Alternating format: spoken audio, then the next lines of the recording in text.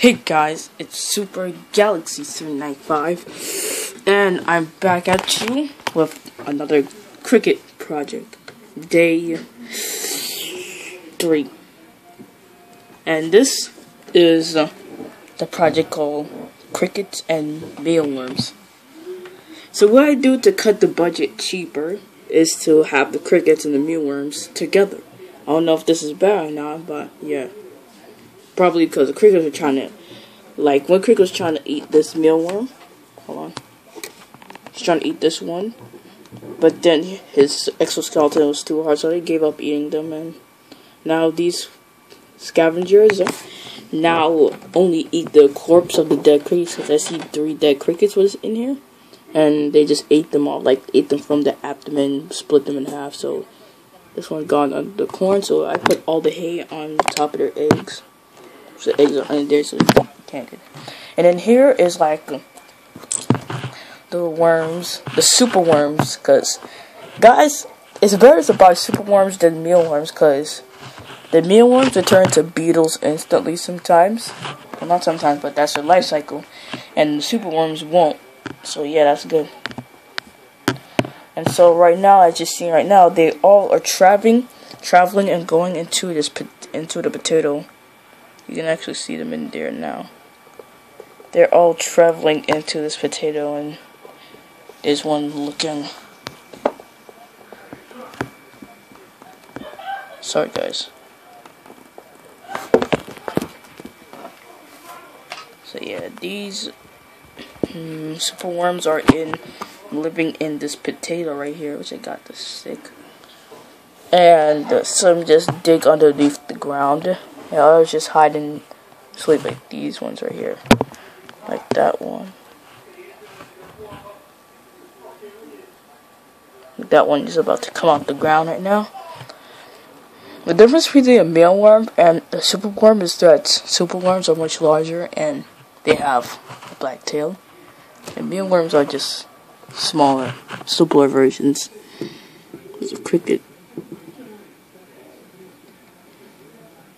Something. So that's that larger hay part. And now you see a mealworm digging through there. So he's about to come out. He's coming out onto the bark part.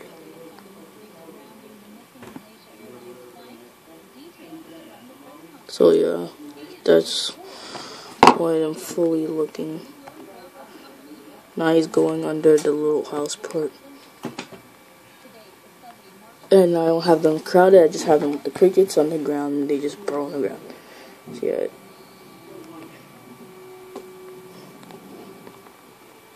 There's one right there, just under a potato, digging, and there's one right there. I don't know if you can see him.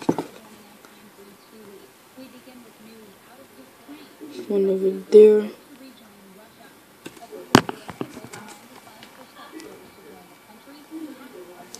So now he's traveling under. I don't know if you can see it or not. Now he's traveling under the food dish that I had.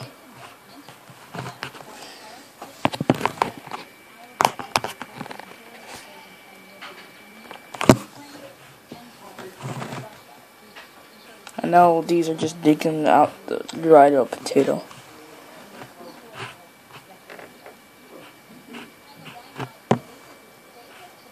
I got some mealworms all the way inside there.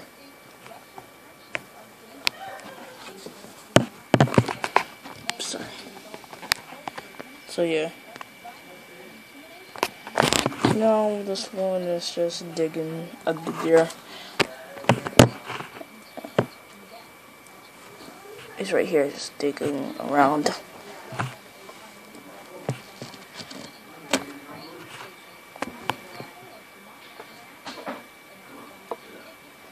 So I'm just digging around.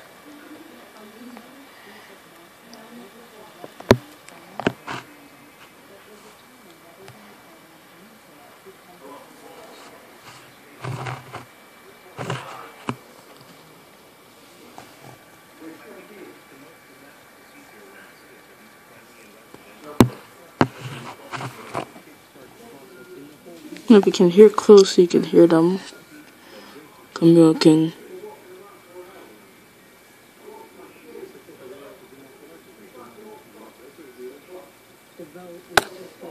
I'm lifting up a cricket, so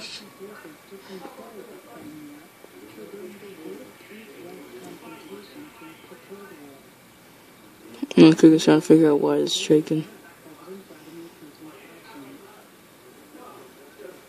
Now he's backing out.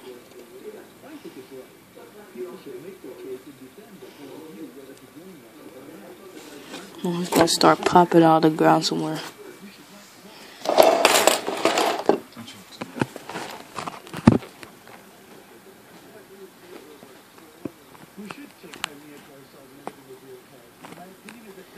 So in the meantime, this one over there crawling up on the dirt.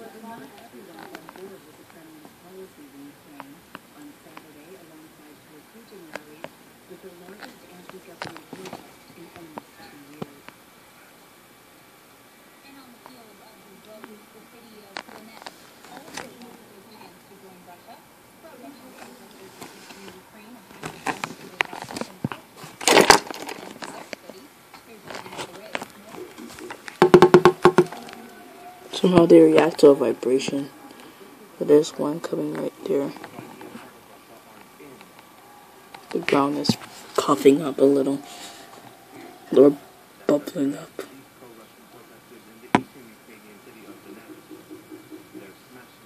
That's a sign that that one's coming because you can see the ground puffing up. So please, you get somewhere else. Sorry, guys.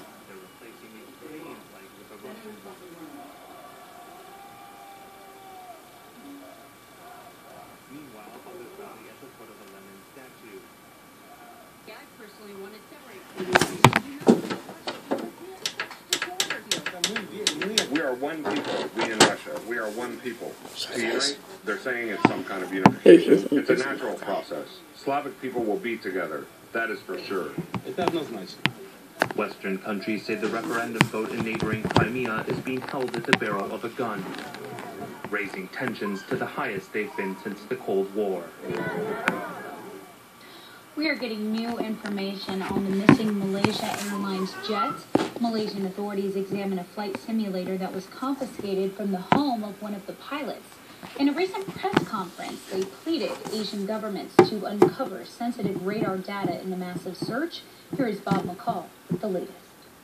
Malaysia's government is asking for help from nearly a dozen Asian countries that the missing jetliner may have flown over. This support includes general satellite data, radar playback, both primary and secondary, provisions for ground, sea, and aerial search, and assets as appropriate. Without that information, locating the plane in what is now a massive search area might be impossible. Meanwhile, police were examining a flight simulator belonging to one of the pilots of the Malaysia Airlines plane. We took possession of a simulator, of a flight simulator, and we have dismantled it from the home, and we have assembled it at our office, and we are getting experts to look at it now. Officials revealed that the final words from the cockpit, "All right, good night," were spoken to air traffic controllers after the plane's data communication system had been partially disabled just under a half hour into the flight. It's still unclear who spoke those words.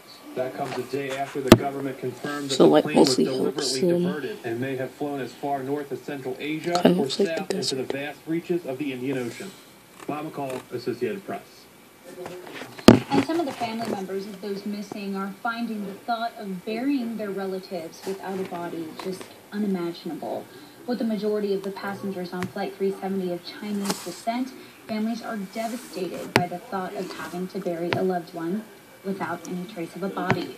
In Chinese culture, families are linked to their ancestors through centuries-old burial traditions. Relatives of missing passengers say they can't even comprehend a burial because without the presence of a body, family members are unable to perform these very important rituals. And new today, Malaysia Airlines considers 3 settlement plans for relatives of passengers on the missing flight. First, the airline will continue to arrange accommodations for those who want to stay in Beijing while they wait for more information.